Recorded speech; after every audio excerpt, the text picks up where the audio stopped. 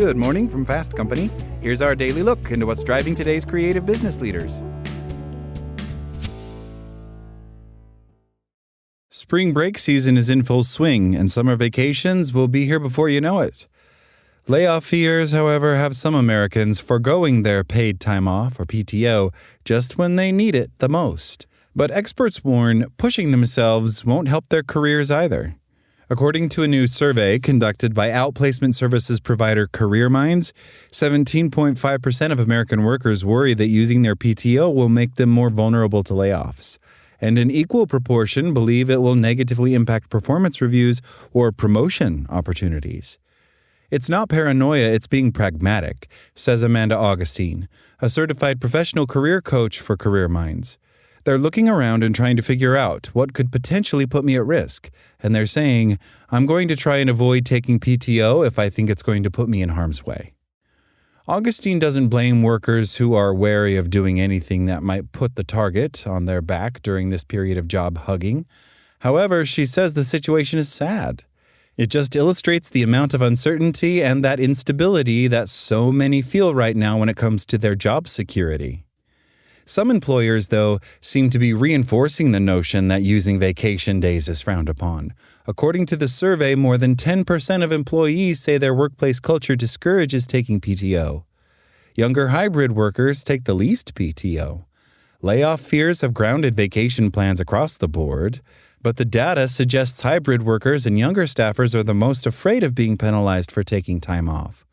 While 43% of remote workers and 30% of fully in-office workers say they always take their allotted time off, that number drops below 20% among hybrid employees.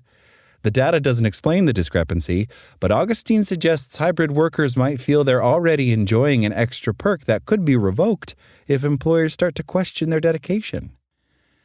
There is always that concern that they're going to make me come back in, she says. So what do I need to do to ensure that I don't lose this benefit? Younger workers, who are facing one of the toughest entry-level job markets in a decade, also seem particularly wary of using their time off.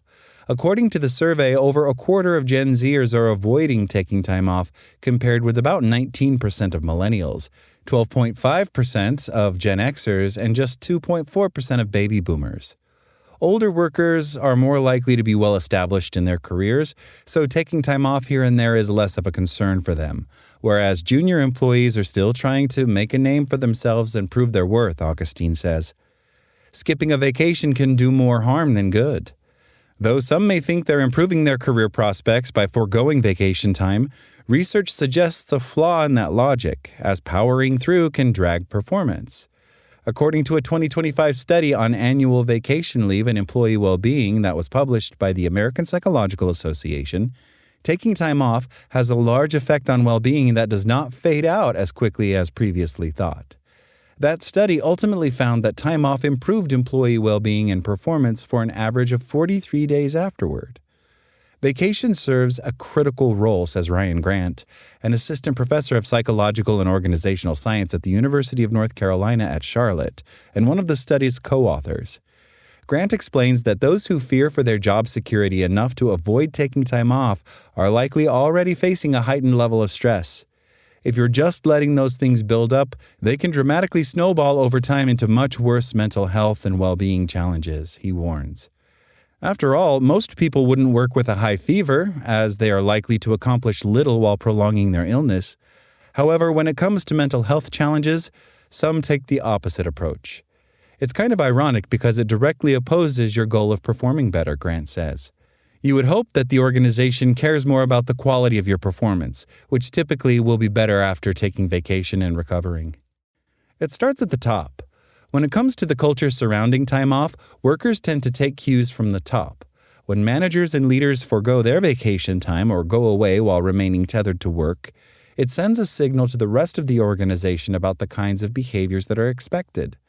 If leadership isn't talking about the importance of PTO and how it actually leads to better performance, or they're not taking it themselves, people will have the mindset that this isn't important to the company, says Jasmine Escalera, a career expert for AI resume builder Live Career. Ideally, Escalera says managers and leaders will encourage staff to use their days off and fully detach from work during that time. If the directive is coming from them, that means that it is okay for me to not just take PTO, but take it fully and completely. According to a survey conducted by Live Career last summer, 29% of workers said they were hesitant to take time off due to job insecurity, and the Career Minds survey suggests that little has changed since. I wish more companies had these conversations about why PTO is so incredibly important, Escalera says. But we also have to take responsibility and say, I'm doing a great job. I agreed to take this compensation package for my great work, so I'm going to use it. That's all today from Fast Company. Talk to you tomorrow.